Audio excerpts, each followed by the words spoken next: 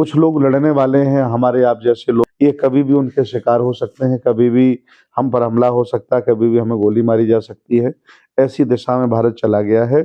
इसके लिए भी जिम्मेदार एससी ओबीसी माइनॉरिटी के नेता हैं, सामाजिक लोग हैं, धार्मिक लोग हैं, संगठन वाले लोग हैं। ऐसा हमें महसूस होता है कि संविधान और लोकतंत्र दोनों खतरे में हैं। संविधान को जो सबसे बड़ा खतरा है वो चुनी हुई सरकारों से, और जो सबसे बड़ा खतरा संविधान को है वो सोई हुई जनता से। अधिक से अधिक घरों में संविधान पहुंचाने का काम करेंगे। महिला सर्वथा मानसिक गुलाम है, इसलिए उसको हक अधिकार नहीं मिल रहे हैं। अगली क्रांति हो सकता है महिलाओं के द्वारा हो। एससी एसटी ओबीसी के नेताओं की नालायकी की वजह से ये देश फिर उनके हाथ में चला गया है। झूठ भी वही बोलते हैं, कानून भी वही बनाते हैं।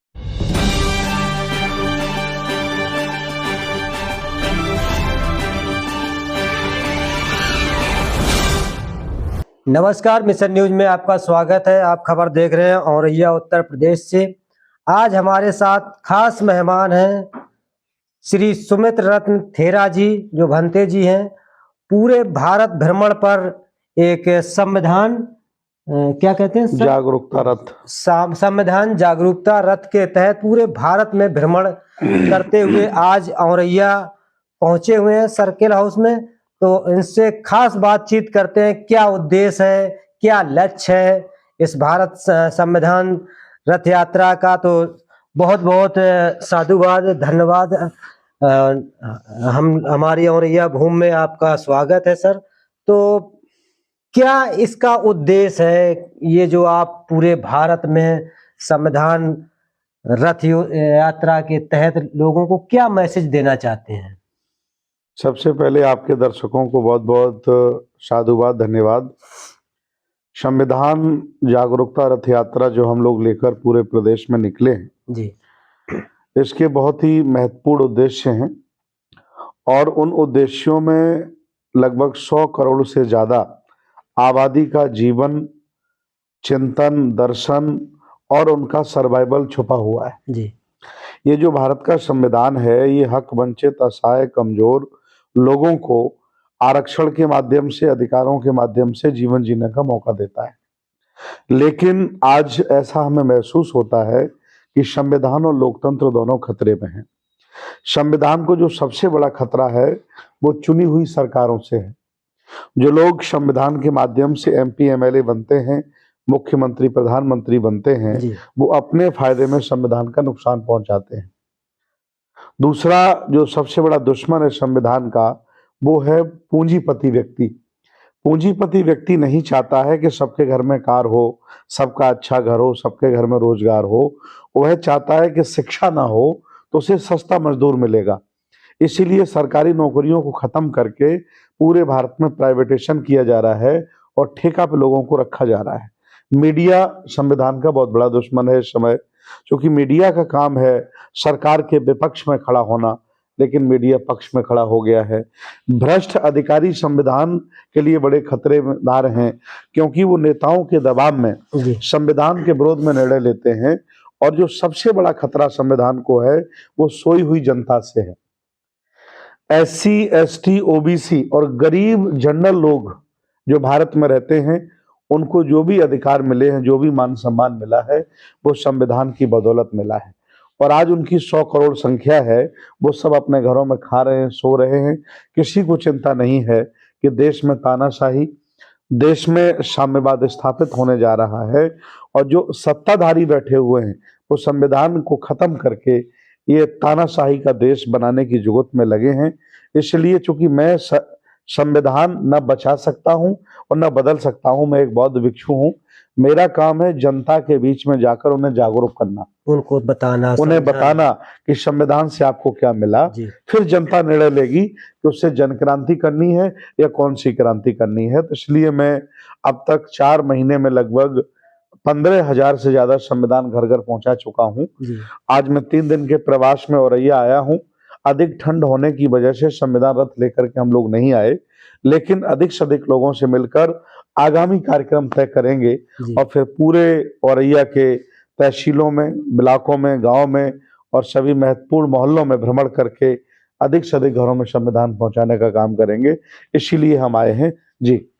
बनते जी, जिस तरह से आप इस कारवां को लेके चल रहे हैं, कहीं न कहीं आपको आपने प्रश्न किया कि सरकार से खतरा है संविधान को। तो कहीं न कहीं आप जब इस तरह से कार्य कर रहे हैं, तो कहीं न कहीं आपको कुछ समस्याएँ भी आती होंगी। तो वो क्या हमारे दर्शकों को बताना चाहेंगे? नहीं, कोई समस्या नहीं आती है। अगर हमें समस्याओं से डरना होता, मतलब हम अगर समस्याओं से भयभीत होते तो घर में रहते, आराम से खाना खाते, सोते, समाज को जागरूक करने का काम नहीं करते। इसीलिए जो समस्याएँ आती हैं वो आने दीजिए, वो हमारी ज़िम्मेदारी, उनको हम झेलेंगे और हमारा काम है कि समाज को जागरूक करेंगे, वो काम हम ईमानदारी से जी। करें।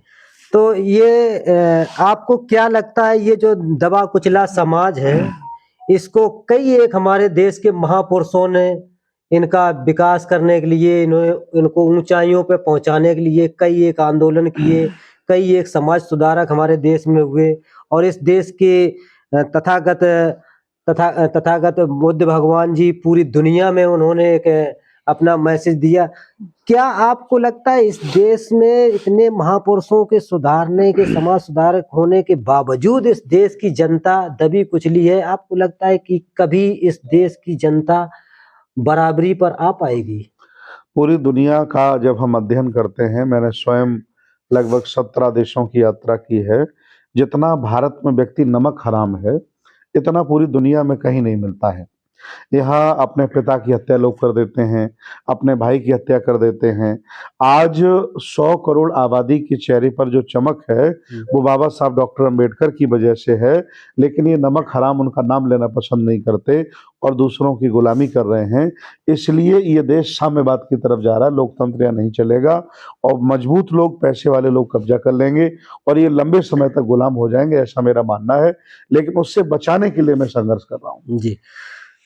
तो इतने हम देख सकते हैं, आप तो हमसे ज़्यादा अनुभवी हैं, जितने हमारी उम्र है उससे ज़्यादा आपने लोगों के साथ काम किया है। इस देश में एससी, ओबीसी, एसटी, माइनॉरिटी की संख्या इतनी ज़्यादा होते हुए भी इस देश का जो प्रथम पद है प्रधानमंत्री का, वो हासिल नहीं कर पाए। इसको आप किस तरीके से देखते हैं? देखिए, एससी, एसटी, ओबीसी माइनॉरिटी के जी। जो असली दुश्मन हैं, वो इनके अपने ही लोग हैं। आज 70-75 साल के संविधान में हम देवी देवताओं को बुरा भला कहें, ब्राह्मणों को बुरा भला कहें, तो ये सर्वथा हम गलत मानते हैं। आज अगर एससी, ओबीसी के लोगों को राजनीतिक तौर पर, धार्मिक तौर पर, आर्थिक तौर पर मौका मिला है, तो ये लोग लोगों को अपने साथ नहीं जोड़ पाए। और मैं तो कहना चाहूँगा कि आज दिन तक कोई ऐसी पार्टी नहीं बनी जो 135 सांसद शेड्यूल कास्ट के, ओबीसी के जिता देती। इतने सांसद बाबा साहब आरक्षण में देके चले गए। जब आरक्षण से संविधान जीत करके नमक हरामी कर रहा है, तो बताइए कौन हक वंचित असहाय लोगों का जिम्मेदार है? आज अगर इनकी दुर्दशा है, इनके हक मारे जा रहे हैं, तो इनके नेता, इनके संगठनों के राष्ट्रीय अध्यक्ष, अभिमानी घमंडी लोग ही जिम्मेदार हैं। इसमें कोई दूसरा जिम्मेदार नहीं है। दूसरा, देश की आधी आबादी महिलाओं को बताया जाता है और है भी, रियलिटी है। आपको क्या लगता है, महिलाओं को आधे वो अधिकार, आधे वो संसाधन मिल पा रहे हैं? क्योंकि भागीदारी तो मत के हिसाब से या किसी भी क्षेत्र में देख लीजिए, भागीदारी तो महिलाओं की जब आधी संख्या है तो आधी होनी चाहिए। क्या आधी महिलाएं डीएम है? क्या आधी महिलाएं सांसद है या एसपी है या विधायक है या मुख्यमंत्री है? अभी तक इनको सिर्फ बोला जाता है बराबरी बराबरी। क्या इन महिलाओं को बराबरी का अधिकार अभी तक मिला या आपको लगता है आगे भविष्य में मिल सकता है? संविधान से पहले महिलाएं जला दी जाती थीं, छोटे छोटी महिलाओं की शादी होती थी, लड़कियों की। महिलाएं संपत्ति में अधिकार नहीं पा सकती थीं। महिलाएं डीएम, एसएसपी और प्रधानमंत्री नहीं बन सकती थी। बाबा साहब डॉक्टर अंबेडकर ने समता के आधार पर हिंदू कोड बिल के माध्यम से महिलाओं को अधिकार दिए। सही मायने में भारत की आधी आबादी महिलाओं को रेडी अगर होना चाहिए तो बाबा साहब डॉक्टर अंबेडकर का होना चाहिए, जिनकी बदौलत महिलाएं प्रधान बनती हैं, ब्लॉक प्रमुख बनती हैं, एमएलए बनती, एमपी बनती, राज्यसभा मेंबर बनती हैं और राष्ट्रपति तक बनती हैं। जी। पुरुष इन्हें प्रयोग की वस्तु मानता था संविधान से पहले। और हर घर में नारी गुलाम होती थी, पल्लू ओढ़ करके रहती थी। ऐसा जो माहौल मिला ये संविधान की बदौलत मिला है। लेकिन आज जो दुर्दशा है, हर तीसरी महिला, हर दूसरी महिला, हर चौथी महिला मानसिक गुलाम है, अंधविश्वास पाखंड में बुरी तरह से फंसी है और अपनी मुक्ति की गुहार लगाती है। शादी से पहले वो जल चढ़ा करके अच्छा वर तलाशती है, शादी हो जाने के बाद फिर अपने पति की खुशामद करती है और फिर बूढ़ी हो जाने के बाद अपने बच्चों की शादी के चक्कर में पड़ जाती है कि अच्छे घर में चली जाए। महिला सर्वथा मानसिक गुलाम है, इसलिए उसको हक अधिकार नहीं मिल रहे हैं। अगर वो जागरूक होती तो पुरुषों से लड़कर अपने अधिकार ले लेती, लेकिन चूंकि मानसिक गुलाम है, अब मानसिक गुलाम चाहे पुरुष हो चाहे महिला, उसको उसके बुरे दिन से उसे कोई बचा नहीं सकता है। जैसे कि ऐसा नहीं कि इस देश में महिलाओं ने लड़ाई नहीं लड़ी है। जो महिलाओं को स्तन ढकने का अधिकार मिला है, वो कहीं ना कहीं, मैं अगर भूल रहा हूँ तो करेक्ट करिएगा, शायद केरल की नांगली महिला थी जिन्होंने अपना स्तन काट के उसको टैक्स कर के रूप में दिया था। तब आज महिलाएं जो हमारी SC OBC की ST की हैं, जो अपना स्तन ढकती हैं। कहीं ना कहीं जिस देश में हम लोग बैठे हैं, बात कर रहे हैं, भारत में, इस देश में महिलाओं को पढ़ने का अधिकार नहीं था, तो वो भी एक आंदोलन माता सावित्रीबाई फुले के द्वारा चलाया गया। तो ऐसा नहीं कि महिलाओं ने नहीं लड़ा, अंग्रेजों से भी लड़ाई लड़ी। ये है कि पुरुषों की अपेक्षा महिलाएं कम संघर्षशील हैं। तो क्या अगर इस देश में आप घूम रहे हैं, देश दुनिया में घूम रहे हैं, आपको ऐसा आभास नहीं हो रहा है कि इस देश की क्रांति, अगली क्रांति हो सकता है महिलाओं के द्वारा हो, क्योंकि महिलाओं को ज्यादा दिनों तक दबाया गया? देखिए, जो होना था वो हो गया है। सत्ताधीशों ने न्यायपालिका, कार्यपालिका जी और मीडिया, मनी मीडिया सब पर कब्जा कर लिया है और आप मीडिया, स्ट्रीम मीडिया में नहीं, इसलिए सब बातें कर रहे हैं। आप सोशल मीडिया के व्यक्ति हैं जी। सब कुछ उनकी गिरफ्त में है। जब जंगल में शेर सामने आ जाए तो आप कुछ कर नहीं सकते, शेर जो करेगा वो करेगा। ऐसी हालत में यहाँ की बहुत बड़ी आबादी है और ये देश सर्वथा उनके हाथ में चला गया है। कुछ लोग लड़ने वाले हैं, हमारे आप जैसे लोग, ये कभी भी उनके शिकार हो सकते हैं, कभी भी हम पर हमला हो सकता है, कभी भी हमें गोली मारी जा सकती है। ऐसी दिशा में भारत चला गया है। इसके लिए भी जिम्मेदार SC OBC माइनॉरिटी के नेता हैं, सामाजिक लोग हैं, धार्मिक लोग हैं, संगठन वाले लोग हैं, जिन्होंने लोकतंत्र में अधिकार मिलने के बावजूद भी एक अच्छा समाज नहीं बना पाया। आज भी वो ईमानदारी में जाति में बटे हैं और जाति जाति खेल रहे हैं। 20-30 साल का पढ़ा लिखा अम्बेडकरवादी, 40 साल का पढ़ा लिखा बुद्धिस्ट आज भी अपनी बेटी की शादी अपनी जाति में कर रहा है। उसने समाज बनाने पर कभी ध्यान नहीं दिया। यही कारण है कि अब आपके हाथों से सब कुछ निकल गया है, सिर्फ आपका मुंह ही बचा है, जिसे आप चलाते रहिए। मैं भी आपके साथ हूँ, चला रहा हूँ। और रही सरकारें गिराने बनाने की बात, ये वो लोग करेंगे जो राजनीतिक पार्टी चलाते हैं। मेरा काम है कि लोगों को अवेयर करना, लोगों को अच्छा इंसान बनाना और सबके हित के बारे में सोचना। मैं उस काम को ईमानदारी से कर रहा हूँ। सूर्य अस्त होने के बाद एक उम्मीद होती है कि कल फिर सूर्य निकलेगा, फिर नई ऊर्जा के साथ। आपको नहीं लगता कि देश अंधकार में चला गया? कोई तो ऐसी एक आखिरी किरण बची होगी जो इस देश को प्रबुद्ध भारत, शक्तिशाली भारत, सोने की चिड़िया भारत बना सकता है। कभी तो कुछ ना कुछ तो हम लोगों को विश्वास रखना होगा, कुछ ना कुछ तो लड़ना होगा, संघर्ष करना होगा। कहीं किसी भी मोड़ पर ऐसा मुझे तो आभास होता है। आपको क्या लगता है? मैं आपसे सुनना चाहता हूँ। देखिए, 75 साल के संविधान में गरीबी दूर नहीं हुई, 75 साल के संविधान में भुखमरी दूर नहीं हुई। आज भी 10 करोड़ से ज्यादा लोग भारत में जिनके पास खुद का अपना घर नहीं है। रोटी कपड़ा मकान के चक्कर में आदमी फंसा हुआ है। उसे देश की चिंता नहीं है, न धर्म की चिंता है, शाम को अपने पेट की चिंता करता है। जब यहाँ हर व्यक्ति भरपूर होता तब क्रांति की बात आप कर सकते थे। यहाँ तो 50 करोड़ लोग रोटी कपड़ा मकान के चक्कर में आज भी लगे हैं, तो क्रांति कौन करेगा?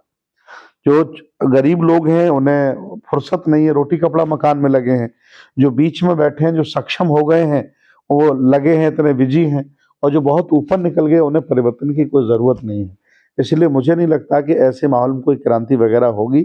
संविधान ही अपने आप में क्रांति था कि पुरानी व्यवस्थाओं को तोड़कर रख दिया था और मौका आपको मिला था आगे बढ़ने का। लेकिन फिर भी SC ST OBC के नेताओं की नालायकी की वजह से ये देश फिर उनके हाथ में चला गया है। जो जातिवादी हैं, जो लोग एट्रोसिटीज करते हैं, छुआछूत करते हैं, मूछें रखने पर मार देते हैं, अच्छा पढ़ने पर मार देते हैं, आपका अच्छे नंबर आ जाए तो नंबर कम कर देते हैं। जी। तो ऐसे लोगों के जब हाथ में देश चला जाएगा तो फिर देश नहीं बचता है, और अब उसे बचाने की जो गुंजाइश थी वो भी खत्म हो गई, क्योंकि संविधान के सारे स्तंभ उनके हाथ में चले गए हैं। अब संघर्ष बचा है, हम लोग मिलकर के करेंगे। इसी में मैं देख रहा हूं मनते जी कि आपने भी अनुभव किया होगा, जो ये हमारा ढांचा है, सामाजिक ढांचा, कहीं ना कहीं हम लोग उससे भी दूर होते चले जा रहे हैं। जैसा कि महापुरुषों ने बनाने का प्रयास किया, आपने अभी थोड़ी देर पहले बोला था कि जात में लोग बंध चुके हैं और जात से अलग हटके निकलना चाहिए, शादी संबंध जाति बदल के करना चाहिए। तो उसी में मेरा एक कहने का मतलब ये है कि इस महापुरुषों ने इतना जो सामाजिक ढांचा तैयार किया था, चाहे वो आपके चंद्रगुप्त मौर्य जी सम्राट जी को देख लो, चाहे अशोक सम्राट जी को देख लो, सभी ने कहीं ना कहीं जातियों को बदल के संबंध करने का प्रयास किया, एक मैसेज देने का प्रयास किया। आखिर क्या ऐसा कारण रहा है इस भारत में, इस जनरेशन में, जब हमारे घर का सदस्य कोई बीमार होता है तो हमें अच्छा से अच्छा डॉक्टर चाहिए होता है, जब हमारे कोई किसी को अच्छी स्कूल में पढ़ाना होता है तो अच्छा से अच्छा अध्यापक चाहिए होता है, और जब हमें वोटिंग करनी होती है तब हम जात पे मर जाते हैं, धर्म पे मर जाते हैं, शादी संबंध करना होता है जात पे मरते हैं, धर्म पे मरते हैं। इसको क्यों नहीं तोड़ पा रहा है ये समाज, इतनी बड़ी पहल के बावजूद भी? देखिए, 140 करोड़ भारत में लोग रहते हैं, इसमें से सिर्फ 1 लाख लोग हैं जो राजनीति करते हैं। बाकी सब लोग राजनीतिक लोगों के गुलाम हैं, उनके हिसाब से वोट देते हैं और लेते हैं। जिसका ज्यादा वोट होता है वो नेता बनता है, या जिसके पास नोट ज्यादा होता है वो नेता बनता है। लेकिन वर्तमान में वोटों की कोई वैल्यू नहीं है। जिनके पास नोट ज्यादा है, जिनके पास षड्यंत्र ज्यादा है, जो सातिर ज्यादा हैं, जो झूठे ज्यादा हैं, वो नेता बन रहे हैं। और ये सब आपकी आंखों के सामने हो रहा है, बहुसंख्यक आबादी के सामने। इसलिए कोई ईमानदार मास्टर, ईमानदार किसान, ईमानदार डॉक्टर कभी MP MLA बनने के बारे में ना सोचे। अगर बनना है तो पहले कई लोगों का हक मारे, गरीबों की संपत्ति को लूटे और फिर वो धनवान बने, तब जाकर के वो MP MLA बन सकता है। अगर आप चाहते हैं कि व्यवस्था बदले, तब बनेगी जब एक गरीब आदमी, आम आदमी भी सुन करके संसद भवन में जाने लगेगा। न देश बड़े लोगों के हाथ में चला गया, राजनीति बड़े लोगों के हाथ में चली गई, कुछ होने वाला नहीं।